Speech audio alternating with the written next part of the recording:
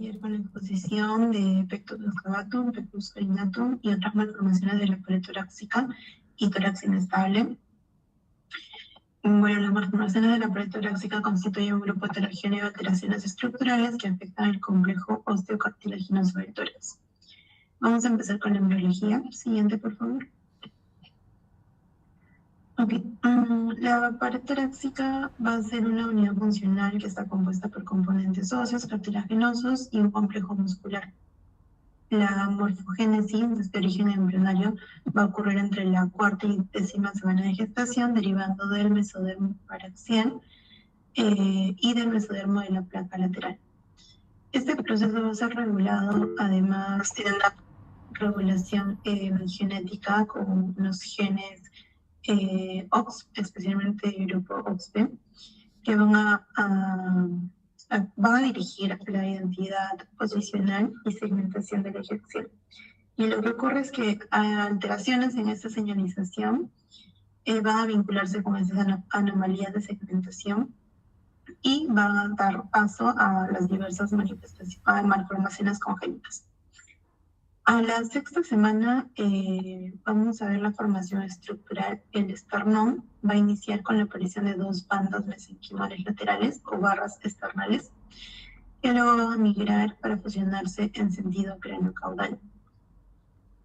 Mientras que las costillas van a emerger de los procesos costales de las vértebras, iniciando su condrificación en la 9ª semana.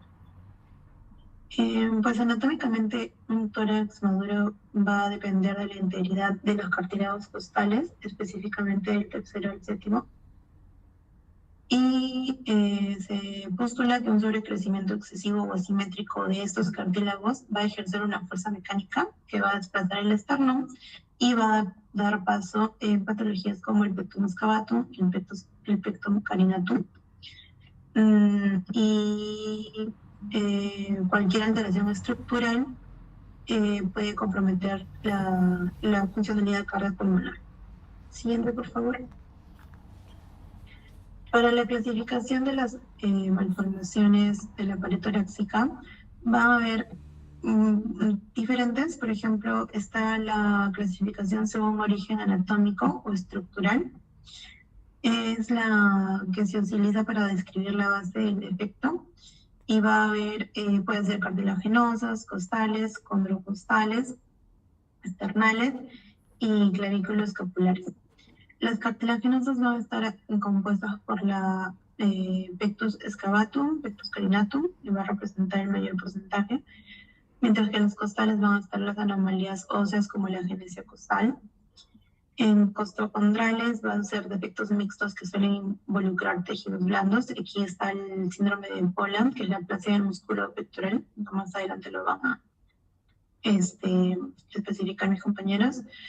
En esternales va a haber un fallo de la fusión de las barras mesenquimales, y en clávulo-escapulares va a haber los defectos de la cintura escapular como la deformidad de Sprender. La siguiente clasificación es la clasificación clínica usada de Schamberger y Welch, que esta es la clasificación estándar que se usa en pediatría y reconoce 5 categorías principales. Son las mismas, pero de diferente forma. Aquí lo clasifican, por ejemplo, deformidades por depresión, por protrusión, esternales, de costillas o torácicas sistémicas. En las por depresión, pues solo está el pectus excavatum, que es casi el 90% de las malformaciones de la pared torácica. En la de protrusión, el pectus carinatum, la proyección hacia adelante del esternón, que es un menor porcentaje. En los defectos esternales, las fisuras o hendiduras totales o parciales. Y en defectos de costilla, asociado a un síndrome como el síndrome de Poland. Y las displasias torácicas sistémicas como el síndrome de Young, que es la distrofia torácica asfixiante. Y por último, la clasificación quirúrgica de Castello, que es específicamente para la planificación quirúrgica, dividiéndose en deformidades cartilaginosas simétricas, asimétricas, defectos de fusión esternal, defectos costocondrales como Poland o displasias torácicas restrictivas. Siguiente, por favor. Ahora vamos a empezar a presentar cada una de las patologías, empezando con el pectum excavatum, conocido también como tórax embudo. Es la malformación genética más prevalente de la pared torácica, representando cerca del 90% de los casos, y se define por una depresión cóncava del esternón y de los cartílagos costales inferiores hacia el mediastino, lo que genera una reducción de este espacio retroesternal y puede haber un desplazamiento cardíaco. Dentro de epidemiología, pues su incidencia se estima en 1 de cada 300 o 400 nacidos vivos, con una marcada predominancia en el sexo masculino. Y en Perú encontré datos del Centro Nacional de Epidemiología y el Instituto Nacional Materno Perinatal, donde las malformaciones congénitas afectan al 1.9% de los nacidos vivos. Y dentro de este espectro, específicamente las anatomías musculoesqueléticas son el segundo grupo más frecuente, constituyendo 32.9%. Aunque es una patología congénita, existe un fenómeno de diagnóstico tardío, debido a que el 70% de los pacientes acude a consulta recién en la adolescencia. Esto es porque es una fase de crecimiento longitudinal acelerado, es un periodo donde el desarrollo óseo va a exacerbar esta deformidad. Y también es importante resaltar que el pectum excavatum aislado es una mortalidad cercana al 0%, pero en otras malformaciones de la pared torácica, a comparación de otras malformaciones de la pared torácica como el síndrome de Young, la mortalidad neonatal oscila hasta el 80% por su hipoplasia pulmonar secundaria. Siguiente. Ahora la etiopatogenia del pectum excavatum.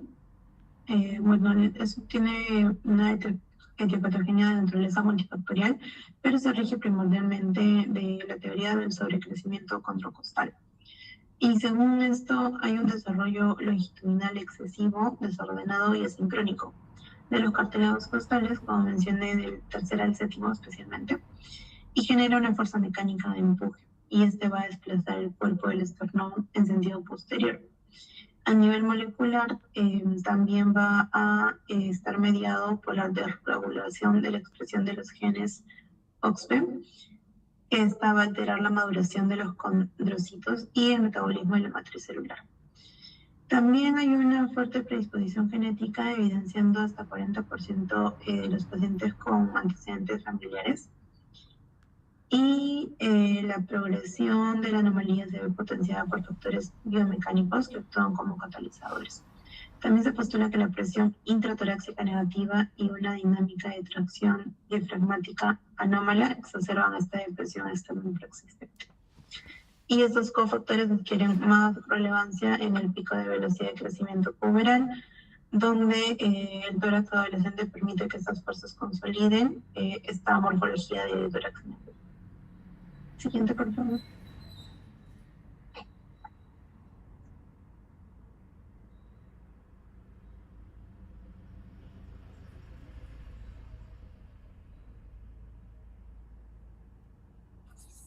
Leslie. Sí, doctor. Entonces, hasta ahí es la parte de la anatomía y las alteraciones, ¿no? Entonces ahora vamos a ver los cambios genéticos que ocurren, ¿no? O los cambios fisiopatológicos que ocurren en el cartílago, en el hueso, para que se dé así la aparición de estas anomalías, ¿no? Por decir así. Muchos pacientes creen pues que esto es algo por una deficiencia de algo, ¿no? Pero no, son factores como tú lo vas a mencionar que van apareciendo en el transcurso de la formación, ¿no? ¿Ya? Sí, por favor. Sí, doctor, continúa mi compañero.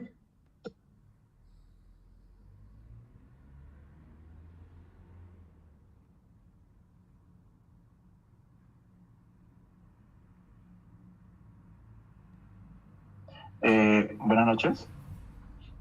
Buenas noches, doctor. Bueno, continuando con la... Sí. Vamos a hablar principalmente sobre la fisiopatología, ¿no? Abordándonos primero en el origen, luego en la deformidad anatómica, las consecuencias, las alteraciones y las manifestaciones clínicas. En cuanto al origen, primero tenemos, como ya lo decía mi compañera, una predisposición genética y tercero, un tejido conectivo. Esto aquí va a estar asociado a lo que son síndromes como el síndrome de Marfan, Ehlers, Danlos y otros. Luego tenemos, continuando el origen crecimiento anómalo de los cartílagos constantes, realizando una hiperplasia y una desorganización del epitelio. Luego, luego tenemos un exceso de longitud y debilidad estructural del cartílago, con ello explicándose por una menor resistencia de la pared torácica anterior. A continuación, en cuanto ya a la deformidad anatómica, en segundo lugar, habría una tracción posterior del esternón. Con este estaría la presión de los cartílagos.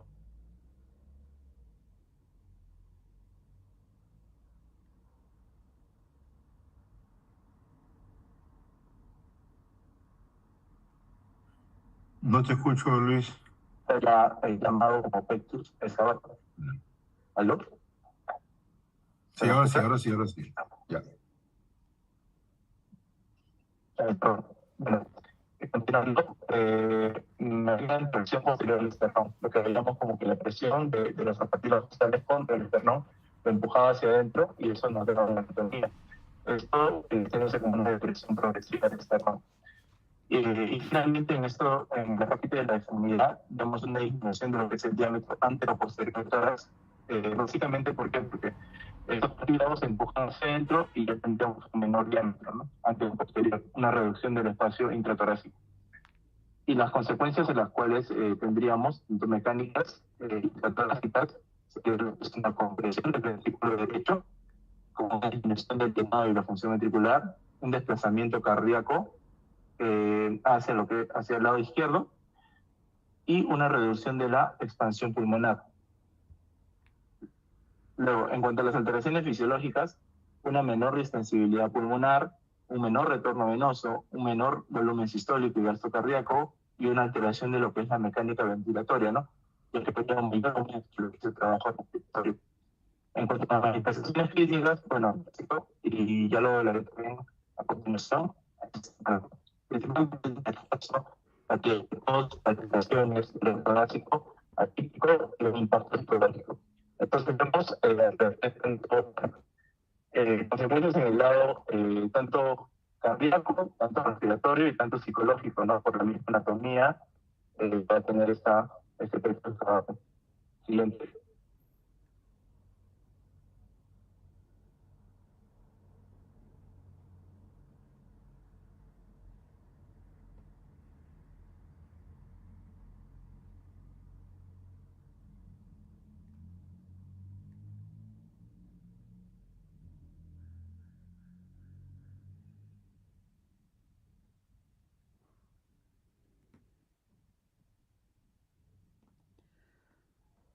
Forma de paso. Siguiente.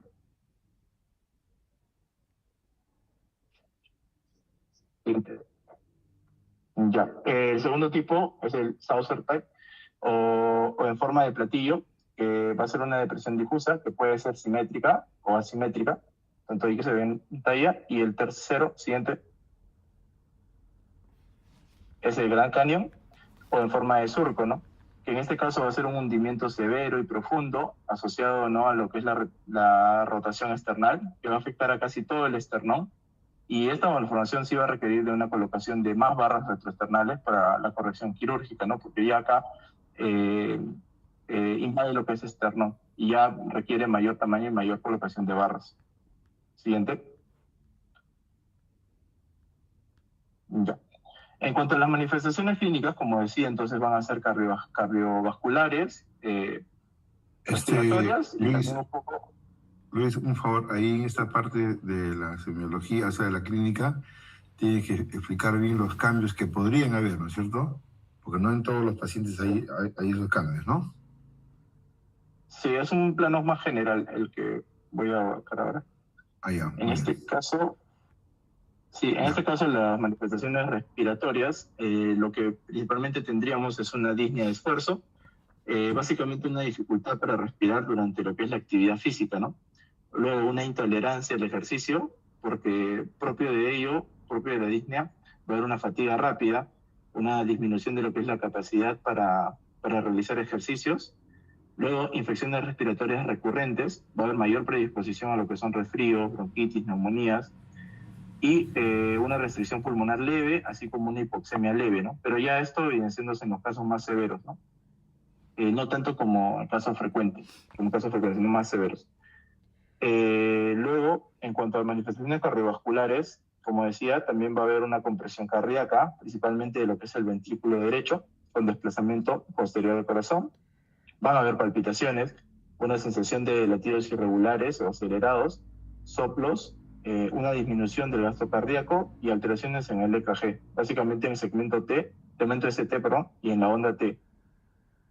En cuanto a manifestaciones psicosociales, que era el otro capítulo que teníamos, va a haber, baja autoestima, ansiedad, depresión por la imagen corporal que va a tener el paciente, ¿no? Y un aislamiento social, o vergüenza o incomodidad cuando esté sin ropa. En manifestaciones musculoesqueléticas principalmente va a haber un dolor torácico, ¿no? Porque va a haber molestias y en la región ¿no? que es anterior del tórax y principalmente relacionado a lo que es la patología cardíaca. Debilidad muscular también en unos pacientes por lo que es la limitación para la actividad física. Y manifestaciones físicas, pues depresión external, asimetría torácica y una deformidad progresiva. Siguiente. Ya. En cuanto al diagnóstico, básicamente va a ser con anamnesis y exploración física, ¿no? Acá lo que vamos a preguntarle a nuestro paciente va a ser cuándo inició, cuándo duró el cuadro y cuánto progresó desde el tiempo que inició hasta el momento, ¿no? Va a ser importante lo que es realizar fotografías de la deformidad desde diversos ángulos y, porque ya vimos en los distintos tipos tenían una distinta forma, ¿no? De forma de taza. Y bueno, acá vamos a valorar lo que es la simetría o asimetría, la parcialidad o la totalidad, la presencia o no de actitudes escolióticas o sifóticas y patologías sindrómicas, ¿no? Como ya habíamos hablado, el síndrome de Marfan, el síndrome de Noonan o el síndrome de Poland. Y bueno, también valorar lo que es la profundidad del hundimiento. Siguiente. Para el diagnóstico, entonces, nos vamos a valer también de radiografías, de tomografías. En cuanto a la radiografía... Luis, esta parte tienes que explicarla bien, por favor, ¿ya? Porque eso va a ser pregunta de examen, esto es lo que más se ve, ¿no es cierto? Ya. Sí. Ya. En cuanto a la radiografía, los estudios van a aportar información sobre lo que es la patología intratorácica, asociado principalmente al estado del parénquima pulmonar, el grado de desplazamiento cardíaco y las desviaciones en la columna vertebral. Y la tomografía nos va a determinar la precisión de la gravedad del hundimiento. Y para esto, como ya habíamos hablado, también nos valemos del índice de Haller, que ahora les explico. Y bueno, la morfología del esternón de su angulación, así como el impacto intratorácico, ¿no?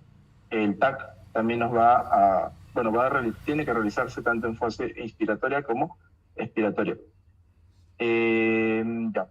En cuanto al índice de Haller, entonces tenemos ahí en imagen, cuando el índice de Haller, el tórax normal va a ser una medición menor a 2 y vamos a tener 3 grados del peto de excavatum.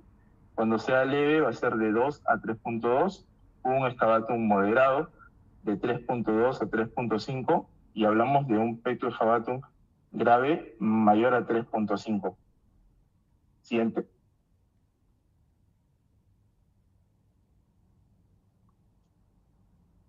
Ya, en cuanto al índice, también tenemos otro índice, que es el índice de corrección, el cual va a buscar cuantificar de manera precisa la severidad del defecto producido por el peto de excavatum, independientemente de los factores o no de la morfología torácica, y va a representar lo que es el porcentaje de longitud del tórax anteroposterior que le va a faltar al paciente debido a lo que es el hundimiento que va a provocar este pectus.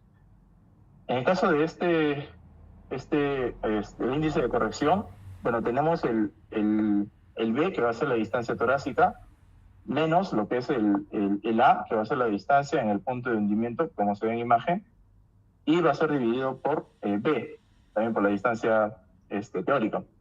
Y este resultado lo vamos a multiplicar por 100 para obtener el porcentaje, ¿no? Resultado en porcentaje.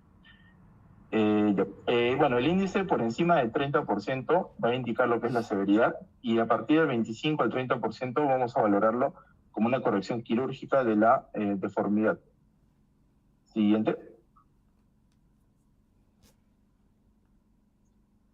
Ya, luego tenemos el tratamiento que vamos a enfocarnos básicamente en un tratamiento conservador y un tratamiento quirúrgico. El tratamiento conservador, empezando con lo que es la campana de vacío, ¿no? La campana de vacío consiste en un método que no es invasivo y que va a basarse básicamente en lo que es la succión con presión negativa. Esto se coloca en la zona anterior del pecho, como se ve en la imagen, y el mecanismo va a ser la elevación del esternón con ayuda de lo que es una bomba que se va a manejar por el propio paciente, quien adecuará dicha presión de manera gradual. Las indicaciones para realizar este tratamiento conservador son en pacientes con enfermedad leve o moderada, en los preoperatorios con pacientes con tórax rígidos y en pacientes pediátricos, ¿no? En etapa de desarrollo, con una pared blanda y flexible, o en pacientes que no quieran o no opten a un tratamiento quirúrgico, ¿no? Bueno, y el mínimo de lo que es diario debería ser aproximadamente 30 minutos y al menos 2 veces al día para realizar esta campana de vacío. Siguiente. Pero esa es una terapia que indica tener el equipo, manejar ese equipo en forma ambulatoria, es complicado, ¿no? Sí, es complicado, ya que también requiere participación del mismo paciente, ¿no? Y aparte, al ser 2 veces al día y realizarse 30 minutos, entonces es más complejo hacerlo. Así, sigamos. En el caso del tratamiento, bueno, ahí sería tratamiento quirúrgico. Bueno, acá la cirugía va a estar indicada principalmente en casos que ya tienen una grave afectación, en casos graves, que nada. En este caso, nos adaptamos de la técnica de NUS, que sería una técnica, bueno, la más utilizada a nivel mundial, y está indicada en lo que son pacientes en edad pediátrica y con deformidad simétrica. También tenemos la cirugía abierta de Ravitch o esternocleidoplastía, que, bueno, las recomendaciones para esta cirugía suelen ser ya en adultos, no tanto en pediátrico, en tórax rígidos o en deformidad asimétrica. Y también hay otras técnicas, como son la técnica de Rudakov, el implante de prótesis de silicona y la tablinoplastía. En la siguiente diapositiva vamos a hablar un poco de la técnica de NOS. Siguiente.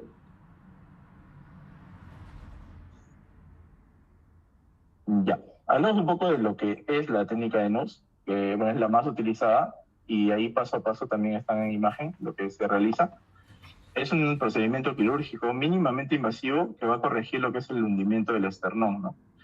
¿Mediante qué? Mediante una barra metálica curva que se va a colocar debajo del esternón. Como se ve en la imagen de abajo, la derecha, se coloca la barra por debajo del esternón y se voltea para luego elevarlo y removerlo por el tórax. En este caso, la ventaja que nos va a ofrecer esto es un procedimiento, bueno, como decía, mínimamente invasivo, con poco dolor al postoperatorio y un mejor resultado estético y funcional. Los instrumentos que vamos a tener acá va a ser una barra metálica, ¿no? La que va a ir por debajo del esternón, un disector de NUS, estabilizadores, una pinza larga, un introductor o guía y un elevador. Y el paso a paso de lo que es la técnica de NUS, que está al lado derecho, lo primero es un posicionamiento y lo que es anestesia, ¿no? El paciente lo vamos a colocar en decúbito supino, bajo anestesia general, con intubación orotraqueal. Se va a colocar lo que es un rodillo bajo lo que es la espalda para hiperextender el tórax, ¿no? Luego vamos a realizar incisiones laterales que van a ser de 1 a 1.5 centímetros en la línea medio axilar, como se ve en imagen, a nivel de lo que es el surco inframamario, a cada uno de los lados del tórax. Luego tenemos como tercer paso una disección del túnel con lo que es el disector de NUS, que ya sería el otro implemento, con lo cual vamos a crear un túnel retroesternal desde la incisión lateral a ambos lados, hasta, bueno, por ambos lados y por detrás del esternón y las costillas. Como cuarto paso tenemos lo que es la selección y el moldeado de la barra. En este caso, siguiendo la anatomía de cada paciente, ¿no? En este caso vamos a seleccionar la barra metálica de longitud adecuada, de un extremo a otro del tórax, y se va a moldear según, como les decía, la curvatura y, bueno, la anatomía y el tórax del paciente. Como quinto paso tenemos lo que es introducción de la barra. La barra se va a fijar a lo que es el disector y se va a guiar a través del túnel retroesternal, dando así un posicionamiento detrás del esternón hundido. Luego vamos a rotar esta barra a cerca de 180 grados, elevando el esternón hacia adelante y corrigiendo lo que es la deformidad. Como séptimo paso, vamos a hacer lo que es la estabilización de la barra. O sea, bueno, fijar la barra y a lo que son las costillas laterales para evitar lo que es un desplazamiento de estas, ¿no? Y hacemos el cierre como octavo paso, retirando lo que es el disector y se verifica lo que es la hemostasia y se cierran lo que son las incisiones por planos, como se ven en las imágenes. Como noveno paso, tenemos lo que son las incisiones que ya habíamos realizado, que son aproximadamente, como decía, de 1 a 1.5 en ambos lados. La entrada del disector, cómo se realiza a través de una incisión, la creación del túnel, bueno, es similar a lo que ya venía hablando. El disector va a avanzar por detrás del esternón hasta la incisión contralateral. Luego la barra unida al disector, que la barra va a estar previamente moldeada y se va a acoplar al disector. El paso de la barra, que sería, bueno, la barra se va a girar a través del túnel retroesternal, una rotación de la barra, que la barra se va a voltear 180 grados, una fijación con estabilizadores, que, bueno, de esta forma también, colocan los estabilizadores en ambos lados y se fijan a las costillas, y el resultado final sería, bueno, la elevación del esternón y corrección de lo que es el pectum excavatum, ¿no? Las indicaciones, o bueno, lo que debemos saber de este procedimiento también es que es un procedimiento relativamente corto, ¿no? De 1 hora, 1 hora y media, estancia hospitalaria de 2 a 4 días, y lo que es la barra se va a mantener entre 2 a 3 años, y va a requerir un seguimiento clínico, ¿no? Y radiológico. Los únicos riesgos que y que por lo mismo esto requiere un monitoreo, un seguimiento, es por el dolor, es por una potencial infección o una reoperación, por quizá un movimiento de la barra, unas lesiones de órganos o neumotoras o, como decía, un desplazamiento de lo que es el instrumento, ¿no? O la barra. Siguiente.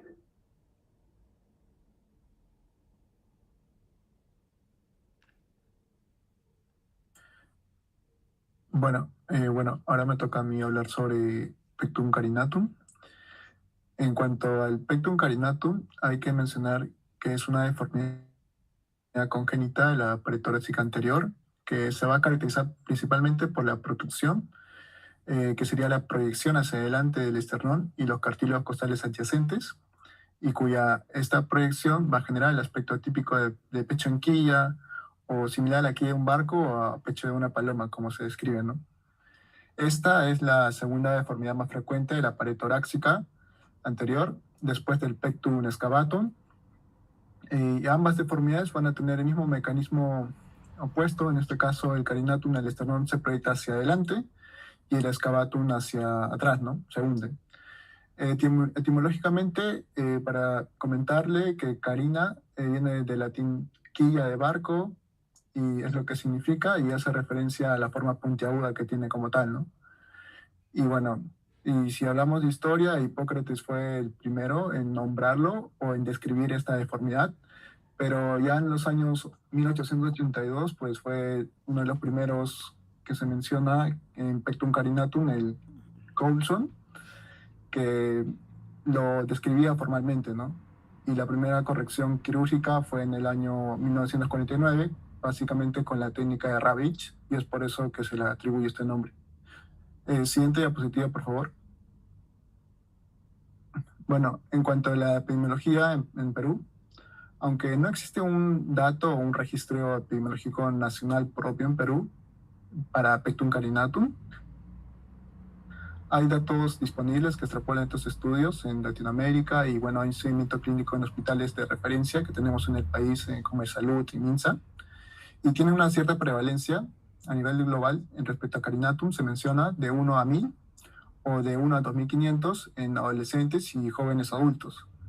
En relación de hombres y mujeres, hay una relación de 4 a 1 con un predominio masculino claro y una frecuencia, en cuanto relacionamos al pectum excavatum, de 1 a 3, con la predominancia del pectum excavatum, claro.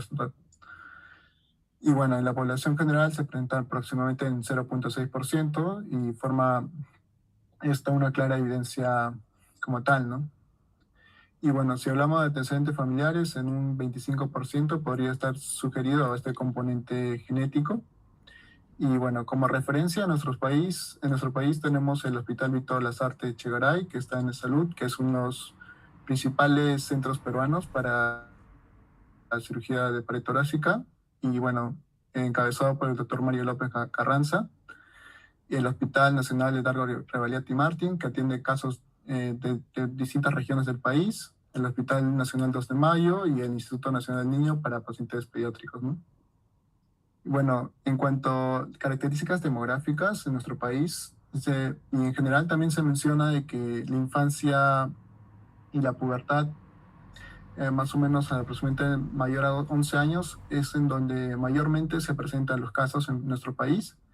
Y bueno, la consulta ya se va realizando a partir entre la edad 12 y 16 años, ¿no?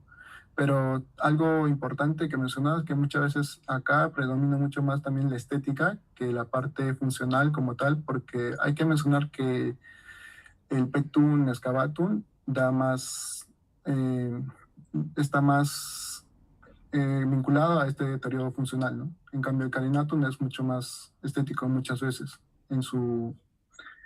en los casos que se presentan, ¿no? Es por eso que, bueno, es importante mencionar esto.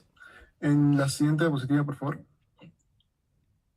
Bueno, en cuanto a la etiopatogenia, el pectum carinatum no se conoce completamente, pero se entiende que el mecanismo central es su sobrecrecimiento normal del cartílago costal, que esto a su vez va a empujar el esternón hacia adelante, y este sobrecrecimiento va a ocurrir principalmente durante los periodos de desarrollo, ¿no? Es por eso que se menciona que los pacientes mayormente son de a partir de los 11 años hasta los 16, ¿no? Pues porque hay un crecimiento, o bueno, el sobrecrecimiento o el desarrollo óseo normal, especialmente desde la pubertad, ¿no? Muy relacionado también al mecanismo a nivel celular por los condrocitos, que van a presentar esta hiperproliferación que va a llevar al aumento desproporcionado de la síntesis de la matriz extracelular. Siguiente diapositiva, por favor. Bueno, en cuanto a la fisiopatología, como mencionaba, hay una cierta relación a esto, pero se desconoce completamente el mecanismo central, ¿no? Bueno, tenemos un factor genético, sí hay un factor genético que se menciona como la herencia autosómica con penetrancia variable. En el 25% de pacientes que tienen un familiar con deformación torácica, los genes implicados sería el COL1A1 o el COL1A2, que es básicamente relacionado al colágeno, y la fibrilina 1, que es el gen que se relaciona al síndrome de Marfan, que está también muy asociado a esta patología, ¿no? En cuanto a la hormonal, teníamos la mayor manifestación durante la pubertad por el aumento de la hormona de crecimiento, y que esto va a estimular el crecimiento condrocostal como tal, ¿no? También tenemos un factor como el desbalance osteocondral, que es el crecimiento desproporcionado entre el hueso, tanto el esternón, costillas óseas y el cartílago, ¿no? Y bueno, síndromes asociados en estos, como mencionaba, con alteraciones del tejido conectivo como el Marfan, el TANLOS, Morquio y la trisomía 18. De estos, el más frecuente que se relaciona sería el Marfan, y junto al Ehlers-Danlos, que también se podría presentar, ¿no? Y la escoliosis idiopática. Siguiente diapositiva, por favor. Bueno, en cuanto a su clasificación, hay 3 formas de clasificarlo: el tipo 1, el tipo 2 y tipo 3, siendo el tipo 1 la más frecuente y tiene una frecuencia entre el 70%, y la localización, como se menciona, o bueno, se ve un poco ahí, es del tercio inferior del esternón, y cartílagos costales entre el tercero o séptima costilla. Y la característica principal es la deformidad simétrica, generalmente bilateral, con flexibilidad de pared torácica preservada y favorable para tratamiento con corsé, ¿no? Básicamente esto es una clasificación, no es tan, es leve, básicamente leve, moderada, ¿no? Que todavía se podría tratar con corsé. Entonces, en estos casos, el tratamiento de elección muchas veces es el corsé ortopédico durante el crecimiento, ¿no? En cambio, el tipo 2, que es el condromanubrial, tiene una frecuencia de 20% y es menos infrecuente, y la localización es del manubrio esternal y cartílagos costales en el segundo o tercera costilla, y las características van desde el ángulo de luz prominente, la depresión inferior compensatoria del cuerpo esternal, y presenta mayor rigidez de la pared torácica. Y eso hace pensar que los tratamientos, en este caso del tipo 2, es más quirúrgico, porque va a responder mal al tratamiento de corsé, y por lo tanto, por la mayor rigidez que tiene, hay una menor respuesta, ¿no? Entonces, en estos casos también podría presentar mayor clínica o compromiso respiratorio. En cuanto a la lateral, que es la tipo 3, tiene una frecuencia de 10% y es una forma mixta, puede ser una delocalización, protusión unilateral más marcada, generalmente derecha, y en cuanto a sus características, podría coexistir con el pectum excavatum. Es por eso que también se menciona como un defecto mixto. Y bueno, el tratamiento en estos casos, de manera general, sería más individualizado y frecuentemente también es quirúrgico. Siguiente diapositiva, por favor. Bueno, en esta imagen, en la primera, tenemos el condrogladiolar, y el condromanurial sería la segunda, ¿no? También mencionar que muchas veces estos casos, como en casos de severidad, también lo relacionan con los grados, ¿no? Ya sea leve, moderado, severo o extremo, y de acuerdo a este grado se da la conducta a seguir, si es quirúrgico o no quirúrgico. Recordamos que leve se relaciona mucho a un poco más, que es sin compromiso funcional y más un poco estético o cosmético, que se podría decir, ¿no? Y aún tiene tratamiento con Corsey, que va a responder y porque tiene una mejor respuesta a esto. En cambio, los severos, extremos, no tienen una mejor respuesta a esto, ya que son más rígidos y tienen muchas veces compromiso o disnea con esfuerzos moderados o incluso en reposo en casos extremos, ¿no? Siguiente diapositiva, por favor. Bueno, en el cuadro clínico podría mencionarse que muchos otros pacientes van a presentar molestias, dolor torácico, especialmente con ejercicios, disnea de esfuerzo, fatiga, palpitaciones. Como signos, pues la deformidad es la más evidente en cuanto a la inspiración. Puede haber asimetría, piel generalmente normal, un tórax rígido o poco comprensible en casos severos, ¿no? Las posibles repercusiones podrían ser tanto respiratorias, cardiovasculares y psicosociales. La restricción ventilatoria, de leve en casos severos también, y bueno, la compresión o desplazamiento del corazón. Siguiente diapositiva, por favor. Entonces, ¿cómo hacemos el diagnóstico? El diagnóstico primario sería el clínico. Hay que ver la inspección, que es muy visible la protrusión del esternón y los cartílagos costales. En cuanto a la palpación, la protrusión palpable del esternón, ¿no? La evaluación de la flexibilidad, si el cartílago puede ser flexible con un mayor pronóstico, pero como mencionaba, si es rígido, tendría un peor pronóstico y muchas veces tratamiento quirúrgico en esos casos. Y bueno, si hay en la ocultación algo que mencionar, podría mencionarse que en los casos asociados a síndrome de Marfan, a Marfan, podrían ocultarse soplos, ¿no? Como segundo punto, acá tendríamos que mencionar también la radiografía de tórax, que va a confirmar o va a cuantificar la deformidad a través del índice de Haller, ya sea por el transverso o anteroposterior. De acuerdo a este índice se valora en qué rango se encuentra y se diagnostica, ¿no? Y entonces tiene tanta efectividad como la tomografía computarizada para calcular índice, ¿no?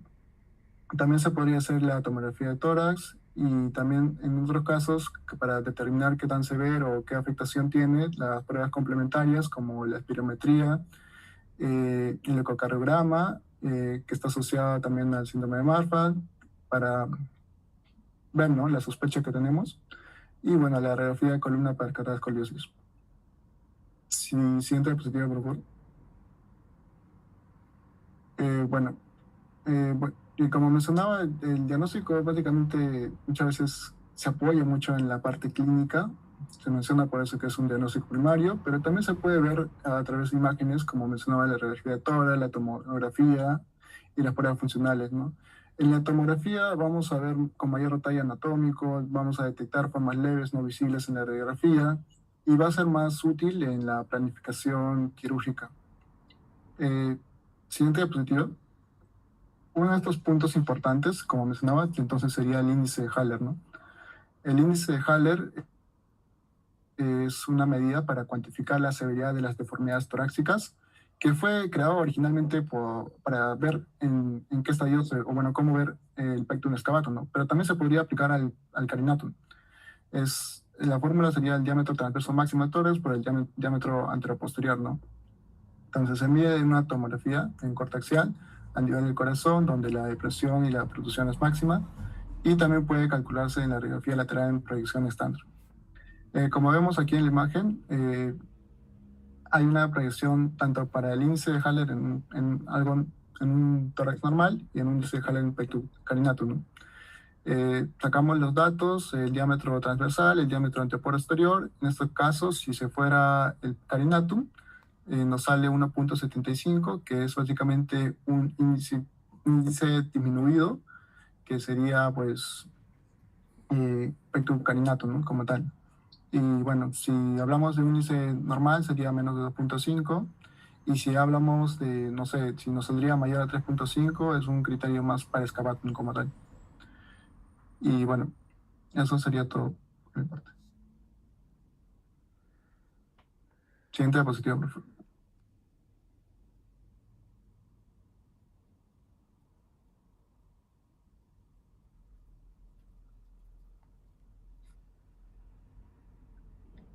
Bien, continuando, entonces una vez establecido al menos, por ejemplo, dos de los criterios mencionados anteriormente, como puede ser el índice de Haller mayor a 3.25, en caso que haya progresión de la deformidad o que falle o fracase el tratamiento conservador, entonces optamos por el tratamiento quirúrgico, ¿no? Inicialmente aquí mencionamos como primera técnica quirúrgica o de manejo, la técnica de Abramson, la cual consta, ¿no?, como vemos en imagen, de hacer 2 incisiones laterales bilaterales, posteriormente de hacer una disección submuscular, luego una introducción de una barra de compresión y una fijación con 2 estabilizadores bilaterales, para posteriormente estar hospitalizado en un rango de tiempo de 2 a 4 días y para una extracción finalmente de 2 a 3 años. Algo similar como lo que pasaba en lo que era excavatum.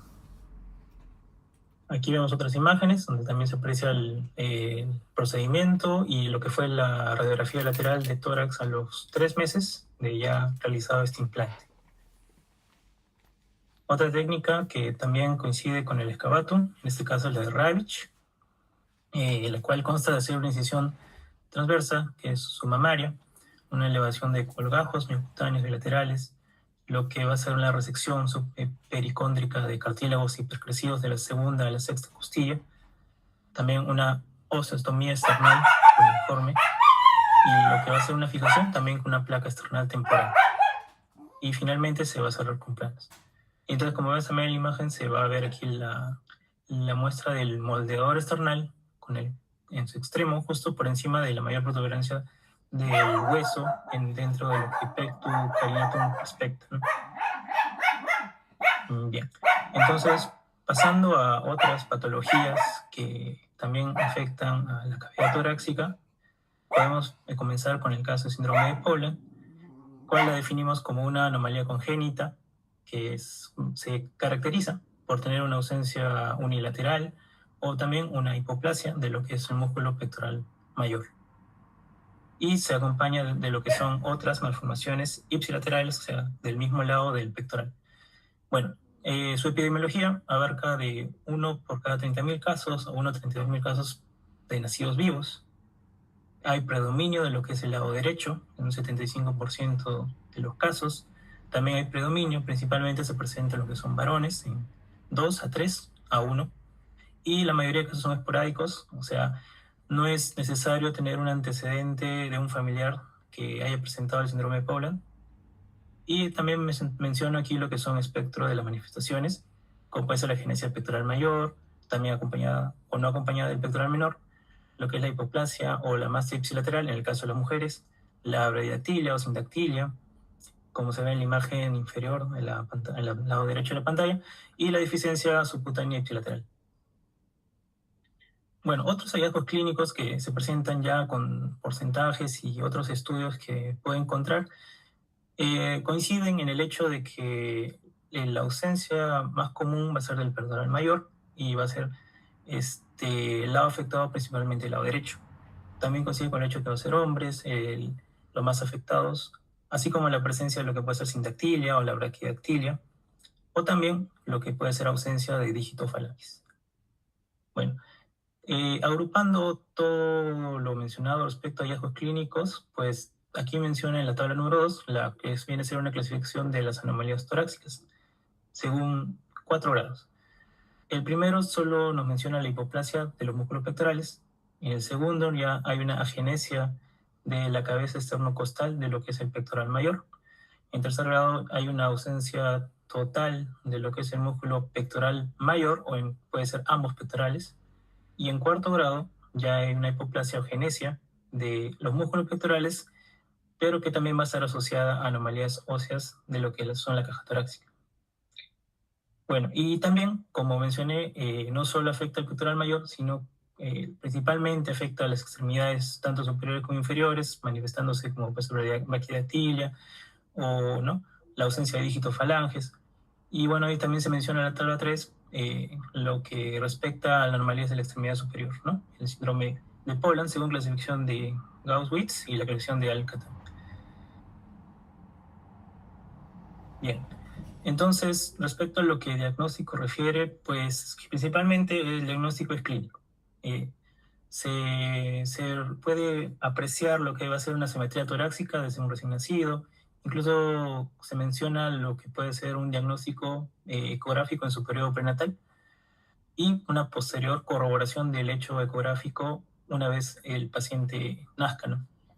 Bueno, también se puede usar lo que es la tomografía, como vemos aquí en la imagen figura 6, que dice un corte axial, que va a mostrar lo que es ausencia de músculo pectoral mayor y menor y adelgazamiento de tejido celular subcutáneo, en este caso izquierdo, ¿no? Músculos pectorales y tejido mayor derecho de características normales.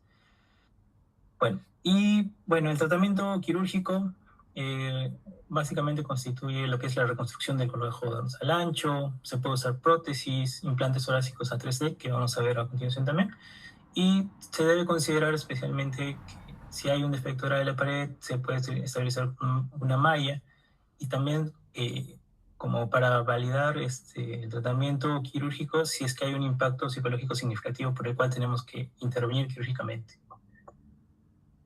Entonces, una de las técnicas quirúrgicas o de los planes de tratamiento sería el colgaje de dorsal ancho, donde hay una planificación preoperatoria a partir de una resonancia magnética, que va a confirmar el músculo dorsal que esté intacto, y es esencial ya que en Poland puede estar hipoplásico en casos raros. Y bueno, la técnica en paciente en decúbito lateral se le practica una incisión axilar. Posteriormente se hace una disección del músculo dorsal ancho, se hace una tunelización subcutánea hacia la región pectoral anterior, se fija el colgajo en la posición pectoral mayor ausente, y en el caso de la mujer, lo que se hace es un bolsillo dual plane para lo que son prótesis simultáneas. La otra opción de implantes en 3D, que son, se indican si hay una simetría sin déficit óseo severo en T1 y en T2, o como un complemento post-reconstrucción, ¿no? O ante la falla del anterior procedimiento. En todo caso, el proceso de fabricación consta a partir de una segmentación 3D de la caja torácica, como vemos en la imagen, un diseño virtual del implante, para una corrección de la simetría, y el material del cual está fabricado está a partir de silicona o puede ser titanio, y se hace lo que es la esterilización y verificación sobre este modelo 3D impreso, para posteriormente hacer una inserción partiendo con una mini incisión axilar que sea menor a 4 centímetros para realizar la colocación subpectoral o subfacial de nuestro implante en 3D. Otra patología que podemos ver en este caso es la hendidura external y la ectopia cordis. Empezando con la ectopia cordis, va a ser esta exposición, como se ve en la imagen, total del corazón fuera de la cavidad torácica, que es una anomalía grave y frecuentemente va a ser letal. Tiene variantes sintomáticas, dentro de la cual se destaca con un 50% la torácica de peor pronóstico y un 35% la tórax abdominal, que refleja lo que es dentro de la pentología de Cantrell, que como se ve a la derecha, esta pentología de Cantrell Aglomera defectos congénitos múltiples, como menciona, defectos en la línea media de la pared abdominal supraumbilical, con un falocele, un defecto external inferior con una hendidura external distal, un defecto diafragmático anterior, un defecto también de lo que es pericardio apical con comunicación pericardio-peritoneal, y defectos intracardíacos como puede ser comunicación intraventricular, comunicación intraauricular y lo que es la tetralogía de Fallot. Bueno, y también como menciona, los fetos afectados son los que suelen presentar esta ectopia cordis. Y para lo que respecta a su manejo o tratamiento, en la primera etapa, considerando a un recién nacido, lo que se hace es una cobertura cardíaca con un parche pericárdico o lo que es un silo plástico. Posteriormente, en segunda etapa, ya con 10 semanas de nacidos, lo que se hace es una corrección de la cardiopatía. Y en la etapa 3, a partir de unos meses de su desarrollo, se realiza recién el cierre external definitivo con un colgajo y una malla. Pero como alternativa se nos menciona un bypass cardíaco en cantrell. En el otro caso tenemos a la hendidura external, que viene a ser un defecto en la línea media por falla en la fusión de las bandas externales durante la semana 6 a 9 de la gestación. Esta la clasifico como la primera imagen, la hendidura parcial superior, la cual tiene esa forma característica de V, mientras que la de tipo 2, la hendidura total, que es más infrecuente, es la otra imagen que está a la derecha, que abarca mayor longitud dentro de lo que Sternón refiere. Y por último, el tipo 3, ectopia cordis, que no tiene cobertura. Bueno, para su diagnóstico también podemos diagnosticarlo de forma prenatal a partir de una ecografía o una resonancia magnética fetal. Y una vez pues el recién nacido ¿no? Podemos corroborarlo de forma clínica o a partir también de apoyo imagenológico como son tomografías o una resonancia magnética. Entonces, en este caso, el manejo se da a partir de los primeros 6 meses, mejor dicho, antes de los 6 meses, con una indicación ¿no? ideal para las hendiduras de los tipos que mencioné, ¿no? Y que en caso que no haya exposición cardíaca. Entonces, para sus pasos quirúrgicos, partimos con una incisión en línea media, una incisión del músculo pectoral, posteriormente una erección de cartílagos anómalos para obtener el cartílago sano, una extensión proximal de la hendidura hasta lo que es manubrio, una aproximación y sutura senal directa y un monitoreo hemodinámico continuo para prevenir lo que es una hipotensión o por una apertura insuficiente. Otras patologías que tenemos aquí son la costilla cervical, que es una costilla que es supernumeraria, que se va a originar en lo que es C7, que puede ser completa e incompleta. Tiene una prevalencia relativamente baja de 0.2 a 0.5% de la población, que puede también presentarse de forma bilateral en lo que son 50-80% de casos, que solo va a ser sintomática en 10%. Y también resalta el hecho de que son principalmente relacionados con el sexo masculino en relación de 3 a 1. También tiene una clasificación de hasta 4 tipos, siendo el primero donde solo la apófisis transversa está elongada, el segundo donde la costilla incompleta no tiene articulación, el tercero donde sí hay articulación y el cuarto donde la costilla completa va a estar articulada pero con solo la primera costilla. En el otro caso tenemos el síndrome de desfiladero torácico, donde hay una compresión de lo que ya es paquete neurovascular que implica a lo que principalmente se afecta en el caso aquí sería el plexo braquial, aunque también se nos menciona la vena subclavia en lo que respecta al estrecho torácico superior. Tiene también 3 tipos, neurológico, arterial, venoso. Neurológico, donde el 95% de los casos donde se van a presentar parestesias por C8 y T1. También el tipo arterial de 2% se manifiesta con isquemia distal o un aneurisma. El tipo venoso con una manifestación de trombosis subclavio axilar.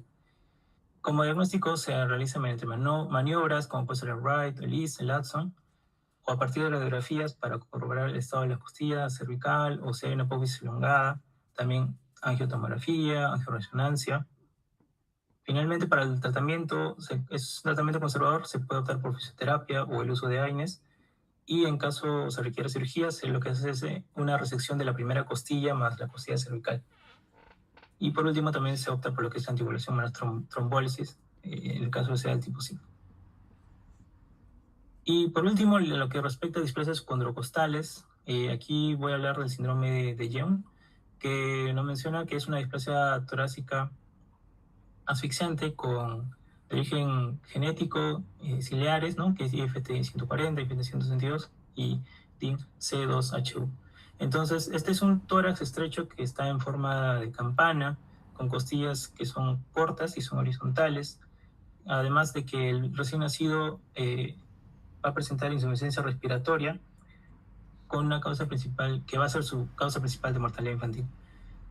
Además, también puede presentar lo que es una insuficiencia renal. En radiografía se va a apreciar lo que son las costillas cortas, característicamente un pelvis entridente, que vamos a ver más adelante, las espinas ilíacas sin asa de cubo, y también tiene una mortalidad alta de 60-80% si es que no hay tratamiento.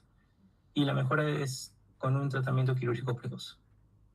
Entonces, su diagnóstico también se puede hacer por la diagnóstico prenatal a partir de una ecografía o también de una resonancia fetal, cuando ya esté en su periodo neonatal podemos optar por una radiografía, donde se va a ver la característica pelvis entridente, como se ve en la figura número 2, ¿no? Que dice que la pelvis es corta horizontal, donde se muestra el acetábulo entridente, como mencioné, y los huesos largos van a lucir cortos y ensanchados, sobre todo a nivel de la metáfisis. También se puede optar por lo que es un ecocardiograma o realizar exámenes como son la creatina o la ecografía renal para corroborar la nefroptosis, que se presentaba en el 30%. Y por último, el tratamiento para este caso sería lo que es la Vertical Expandable Prosthetic Titanium Rib, que son barras de titanio expandibles que son unidas a la costilla pelvis, que se va a ajustar cada 6 meses. Y tiene un estándar de cuidado y también mejora el volumen en un 35-50% de los casos, el volumen pulmonar.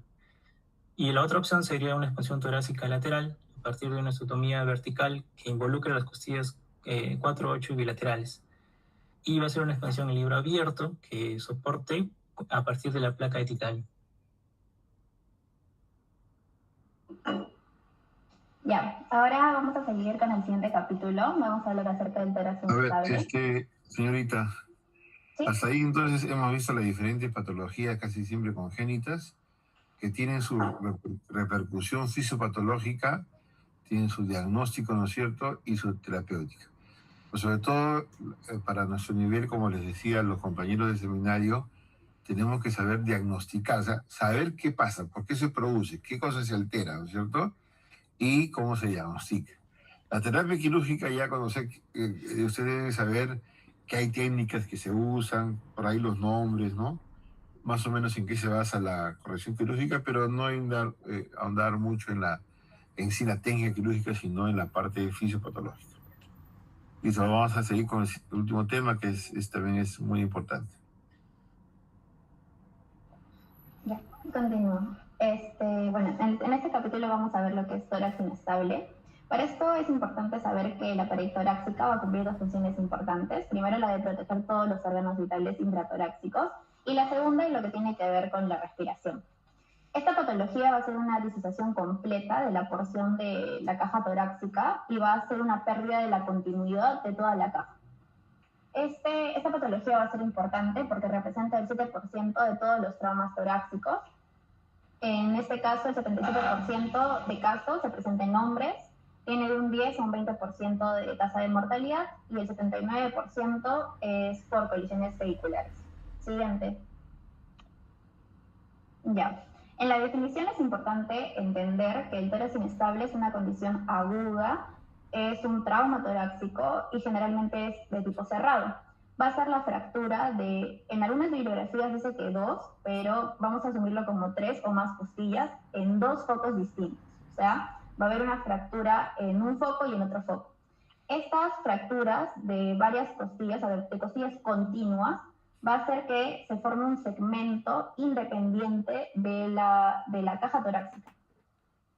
Y va a ser discordante en su respiración respecto a la caja. Es decir, que cuando haya inspiración y tenga que aperturarse la caja, ese segmento se va a introducir.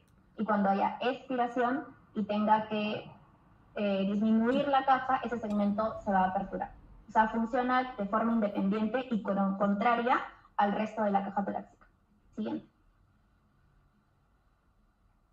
Ya, para entender su fisiopatología es importante saber que es un trauma torácico cerrado, que es lo que ya hemos hablado, producto de una fractura costal múltiple, o sea, en varias costillas continuas, en diferentes focos, que van a presentar un segmento flotante libre, independiente del resto de la continuidad de la caja torácica.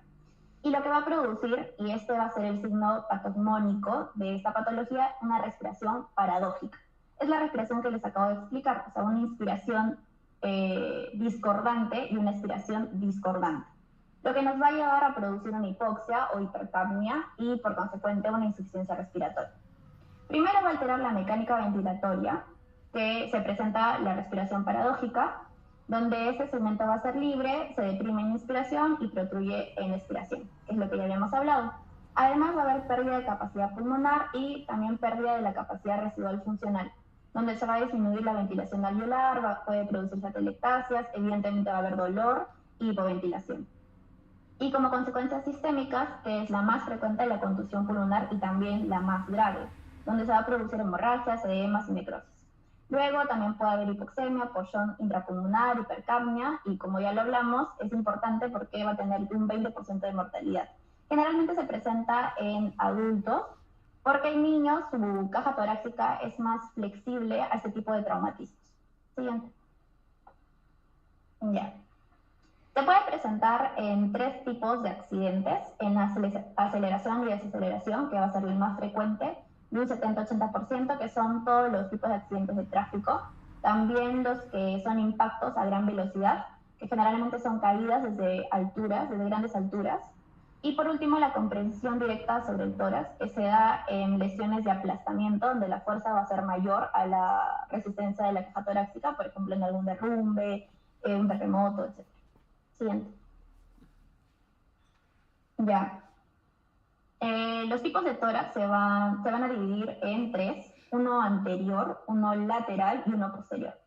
Todo lo que ven como una infiltración algodonosa, eso en las radiografías, en la B, D y E, es lo que observamos como el segmento discordante en la continuidad, o sea, el tórax inestable. En el tórax inestable anterior se va a acompañar de lesiones en ambas cavidades pleurales y su pronóstico es más grave. Aquí, en este caso, en el tipo anterior, vamos a observar el movimiento paradójico, va a ser muy significativo y es fácil de determinar. En el lateral se va a relacionar con el lugar del impacto, su tamaño y su respiración, y el movimiento paradójico va a ser variable. Y en la posterior va a ser menos frecuente el predominio del movimiento paradójico, no se presenta, ¿por qué? Porque el paciente va a estar en posición supina, y además que el músculo dorsal ancho también inmoviliza este tórax inestable, entonces no se presenta este signo patognomónico, que nos hace que en el caso del lateral y especialmente en el posterior sea más difícil de diagnosticarlo porque esta patología va a tener un diagnóstico clínico. Siguiente. Ya. En el diagnóstico lo vamos a clasificar según la gravedad. Podemos ver que hay de tipo leve, moderado y grave. Leve va a ser una fractura continua en 2 focos, menor a 6 costillas y sin insuficiencia respiratoria, que esto es clave. Ahorita vamos a ver más adelante por qué. De tipo moderado va a ser 6 o más costillas fracturadas y con presencia de hipoxemia con respuesta al oxígeno suplementario. Y grave ya va a ser fracturas bilaterales donde hay insuficiencia respiratoria, requiere ventilación mecánica, ya va a haber la contusión pulmonar, que es lo que le dije que va a ser más frecuente y más grave, y también generalmente estos pacientes no solamente vienen por esta patología, sino también por traumas asociados, entonces esto dificulta su situación. Siguiente. Ya. En el diagnóstico, como ya les dije, es clínico, por eso es importante hacer la inspección, palpación, percusión y ocultación. En la inspección vamos a ver el movimiento paradójico del segmento afectado, del segmento libre independiente, donde podemos ver crepitaciones, deformidad de la pared, asimetría, cianosis y estrés respiratorio. En la palpación y en la percusión vamos a ver crépitos a la palpación, dolor localizado, matidez, si es que presenta también el paciente juntamente con esta patología un hemotórax o timpanismo si hay un neumotórax. También vamos a ver un enfisema y también va a haber inestabilidad del segmento. Y en la auscultación el murmullo vesicular va a estar disminuido, crepitantes húmedos, si el paciente presenta contusión pulmonar, ausencia de murmullo vesicular si es que hay hemotórax o neumotórax, y en algunos casos también taquicardia compensatoria. También va a haber taquipnia porque el paciente no va a querer respirar profundamente y eso también nos lleva a una hipoxemia. Siguiente. Ya. Aquí podemos observar que vamos a tener 3 exámenes complementarios: la radiografía de tórax, que va a ser la de primera línea, porque es la disponible, rápida, bajo costo, y vemos que la contusión pulmonar se va a observar como un infiltrado algodonoso en la radiografía. Luego vamos a tener la TC de tórax, que va a ser el gol estándar, donde detecta todas las fracturas, no solamente es de este tipo, y ahí podemos ver el infiltrado algodonoso, que es donde se presenta el tórax inestable, ¿no? Y luego la ecografía FAS, que también se usa generalmente más en urgencias y para detectar hemotórax o neumotórax. Siguiente. Ya. El manejo inicial de este vamos a ver según el ATLS, la ABCDE, donde vamos a ver primero la permeabilidad de la vía aérea, ¿no? Si es necesaria una intubación, si es que la escala de Glasgow es menor a 8, si es estrés severo, fracaso ventilatorio. Luego también vamos a ver oxígeno alto flujo con mascarilla de reservorio, vamos a ver control de la hemorragia, reanimación dirigida, también evaluamos Glasgow, pupilas, déficit neurológico, y es importante también la exposición total, o sea, la temperatura corporal para ver si no ha entrado en shock, lesiones ocultas por algún tipo de hemorragia, y es como una evaluación general del manejo en emergencia que se puede dar. Siguiente. Ya. También es importante tratar 2 puntos claves, que va a ser la analgesia, el manejo del dolor y el soporte ventilatorio. En la analgesia vamos a utilizar AINES, paracetamol, opioides sistémicos, también podemos utilizar fentanilo, sulfato de morfina, si sea necesario, para el bloqueo del nervio intercostal. También puede haber bloqueo plano del erector, y en algunos casos es preferible evitar opioides en exceso por hipoventilación. También el soporte ventilatorio, ¿no? Vamos a dar oxígeno suplementario, ventilación mecánica de tipo no invasiva o invasiva, cual sea el caso. La no invasiva va a ser por presión positiva continua en las vías respiratorias, y la invasiva, que es el gol estándar, se acompaña de, si es que el tórax inestable, se acompaña de insuficiencia respiratoria. Siguiente. Ya. Aquí también vamos a ver los parámetros donde nos indican si es que dar ventilación, ¿no? Una frecuencia respiratoria mayor de 35 o menor de 8, una presión parcial de oxígeno menor de 60, una presión parcial de dióxido mayor a 55, la relación de presión parcial de oxígeno y FiO2 mayor a 0.5, la capacidad vital, fuerza inspiratoria, fuerza de derivación. También para el tratamiento global, que vamos a ver ahorita ya el quirúrgico, es importante ver la descompensación respiratoria, la alteración hemodinámica, el dolor, la contusión, la lesión, tanto parietal o lesiones acompañantes. Y para esto, antes de entrar al tratamiento quirúrgico, es importante saber qué se indica siempre y cuando no haya mejora o haya empeoramiento progresivo de la función pulmonar con la ventilación mecánica invasiva. Si es que se imposibilita la desconexión de la ventilación mecánica, inestabilidad de la pared a pesar de la ventilación mecánica, cuando hay necesidad de tratamiento quirúrgico por otro proceso o otro tipo de lesión, cuando el tórax inestable también es puro, o sea, no hay contusión pulmonar, hay dolor intenso que no se puede controlar con analgesia ni con catéter epidural, si hay toracoplastia traumática con una deformidad severa o una expansión pulmonar severa, entonces pasamos al tratamiento quirúrgico. Siguiente.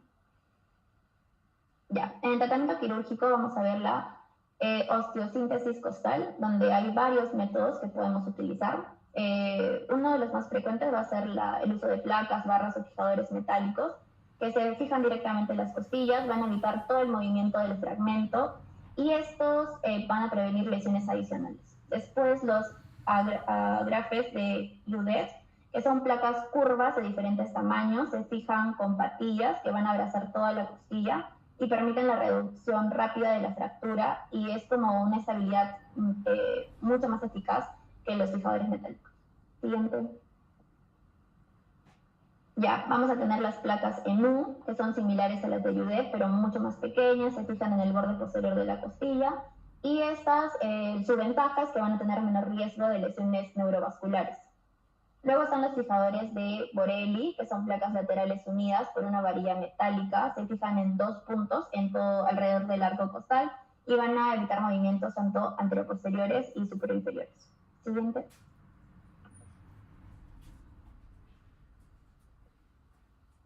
¿ya? Por último tenemos las placas absorbibles, que van a ser de materiales poliméricos, que van a proporcionar estabilidad. Y su ventaja es precisamente que, como no es un material metálico, no va a requerir un retiro posterior. Luego están los fijadores intramedulares, que son agujas dentro del canal medular, que dan poca estabilidad y se desplazan fácilmente, por eso no son tan usados.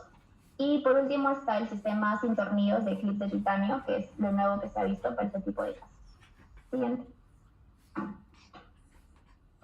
Gracias, eso sería todo.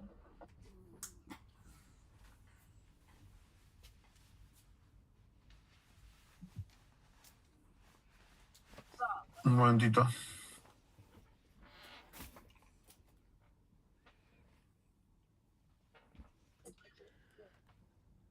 Bueno, se agradece la presentación del grupo, está muy bien. Ya acá, ya me han enviado ellos la presentación de todo el cuadro, de todo el esquema. Entonces, nuevamente recapitular, tenemos que para el examen andar en la fisiopatología, por lo cual ocurren esas malformaciones, el diagnóstico y, si se puede, la base de la terapéutica, no tanto la técnica, sino en qué consiste la corrección, ¿no? ¿Qué es lo que vamos a hacer? Y sobre todo, qué patologías tienen cura, ¿no? Tienen el tratamiento quirúrgico, ¿ya? Muy bien, jóvenes. Entonces ya son las 10:15. Entonces, eso sería toda la exposición. Muchas gracias. Buenas noches. Muchísimas gracias, doctor. Buenas noches. Buenas noches.